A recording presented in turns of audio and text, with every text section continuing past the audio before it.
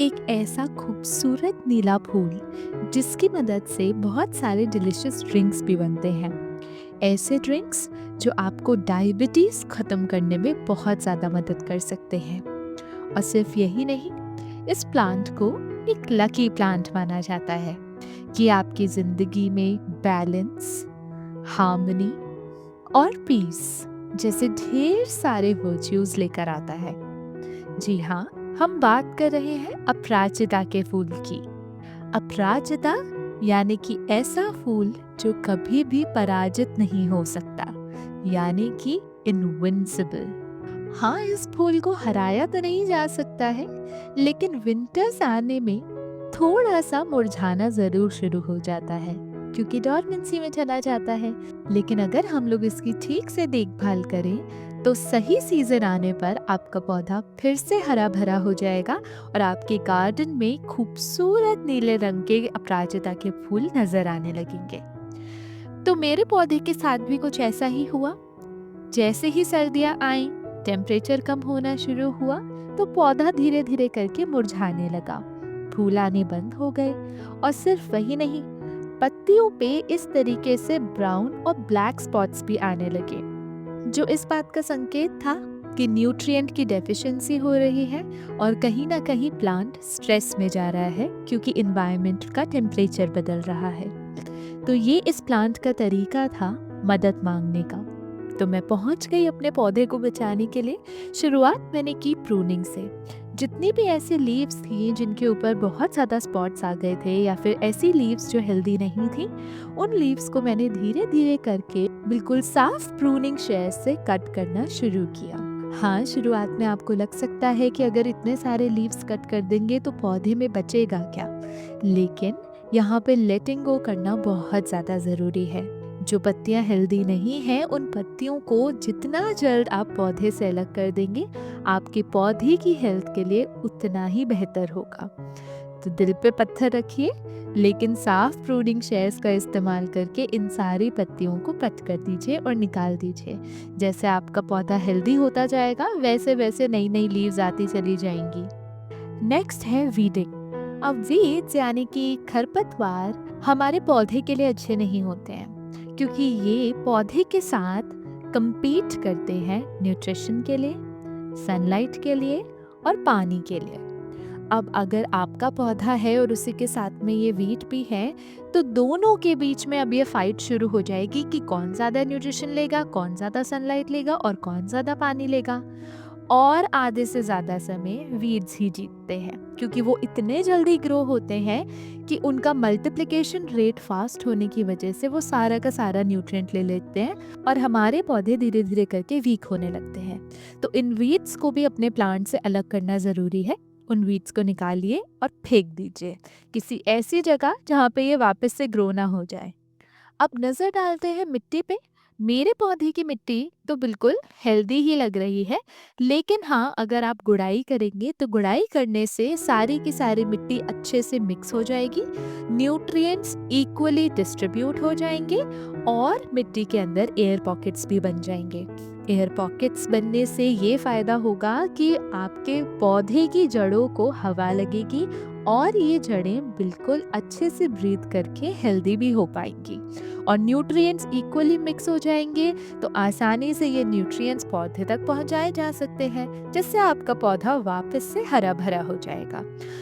गुड़ाई करने के बाद मैंने थोड़ी सी मिट्टी को बाहर निकालना शुरू किया क्योंकि अब आने वाला है हमारा अगला स्टेप, जो कि है फर्टिलाइजर का। तो फर्टिलाइजर डालना है तो गमले के अंदर थोड़ी सी जगह तो बनानी ही पड़ेगी। अब फर्टिलाइजर हमारे प्लांट को एक एक्स्ट्रा बूस्ट देंगे क्योंकि डॉर्मेंसी का समय है, पौधा थोड़ा सा मुरझाया हुआ है, थोड़ा सा स्ट्रेस में है, तो उसे कुछ ना कुछ अच्छा तो देना ही होगा जिससे वो वापस से हेल्दी स्टेट में पहुंच सके। तो उसी के लिए मैं ले रही हूँ एप्सम सॉल्ट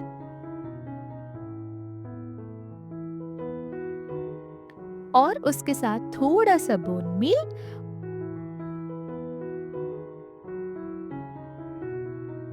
और एक और चीज जो कि है नीम खली। अब इन तीनों चीजों को एक एक करके हम पौधे की मिट्टी में डालना शुरू करेंगे। एप्सम सॉल्ट हरी पत्तियां लाने में बहुत ज़्यादा मदद करता है, क्योंकि एप्सम सॉल्ट के अंदर होता है मैग्नीशियम, और मैग्नीशियम क्लोरोफिल बनाने के लिए बहुत ही ज़्यादा यूज़फुल होता है। उसी के साथ बोन मील, जो कि एक ऑर्गेनिक फर्टिलाइज़र होता है, ये प्लांट को एसेंशियल न्यूट्रिएंट्स देता है, जैसे कि कैल्शियम, फास्फोरस और नाइट्रोजन, जिससे प्लांट और भी ज़्यादा हेल्दी होने लगता है। और उसी के साथ नीम खली, नीम खली जिसे हम नीम केक फर्टिलाइज़र भी कहते हैं, ये एक नेचुरल फर्टिलाइज़र है जो सॉइल की क्वालिटी को इम्प्रूव करता है, प्लांट की ग्रोथ को प्रमोट करता है, और साथ ही में हमारे प्लांट को पेस्ट और डिजीजेस से भी बचाता है। तो हुआ ना बिल्कुल पावर पैक्ड न्यूट्रिशन। तो आप ये तीनों चीज़ें अपने पौधे को दे दीजिए, और फिर उसके बाद जो आपने एक्स्ट्रा मिट्टी बाहर निकाल दी थी, उस मिट्टी को आप इन तीनों फर्टिलाइजर्स के ऊपर डाल सकते हैं इन्हें कवर करने के लिए। जब भी अपने पौधे को फर्टिलाइज़र दें तो ध्यान रखिए कि पानी ज़रूर दीजिए। तो ये है हमारा अगला स्टेप। सारा फर्टिलाइज़र देने के बाद मैंने भी अपने पौधे को पानी दिया, और देखिए इतनी ही जल्दी प्लांट एक बेटर स्टेट में नज़र आने लगा है।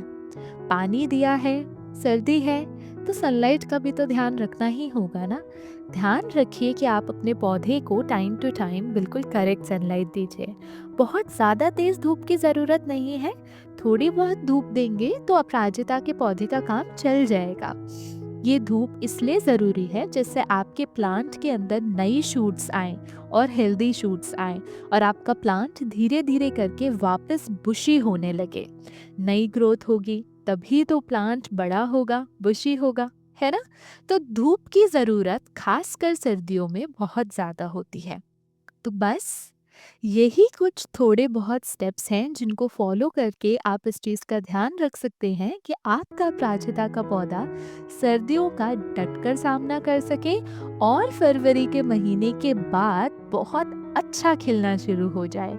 इतने अच्छे से ग्रो होने लगे कि आपके गार्डन में एक खूबसूरत पी प्लांट के फ्लावर्स ही नजर आने लगे, और इन पी प्लांट के फ्लावर्स को देखकर ढेर सारी बटरफ्लाईज भी आने लगे, जो आपकी जिंदगी को भी खूबसूरत बनाए और आपके गार्डन को भी खूबसूरत बनाए। तो बस यही थी मेरी आज की वीडियो, जिसमें मैंने आपके साथ शेयर किया कि मैंने फरवरी के महीने में अपने अपराजिता के पौधे में क्या क्या चीज़ें की, ये इंश्योर करने के लिए कि जब डॉर्मेंसी से पौधा निकले तो बहुत खुशी खुशी निकले। तो अगर आपको ये वीडियो पसंद आई हो तो आप इसे लाइक कीजिए, मेरे चैनल पर खर्स हैप्पी प्लेस को सब्सक्राइब कीजिए, नीचे प्लांट से रिलेटेड जो भी कमेंट्स छोड़ना चाहते हैं छोड़िए, मैं उनका रिप्लाई देने की पूरी कोशिश करूंगी। और मैंने अपने चैनल पे प्लांट केयर से रिलेटेड और भी ढेर सारी इंटरेस्टिंग वीडियोस बनाई हैं, जिन वीडियोस को आप जाकर देख सकते हैं और मेरे साथ फीडबैक शेयर कर सकते हैं। मैं मिलूंगी आपसे एक और इंटरेस्टिंग प्लांट केयर वीडियो के साथ। तब तक happy gardening and keep smiling.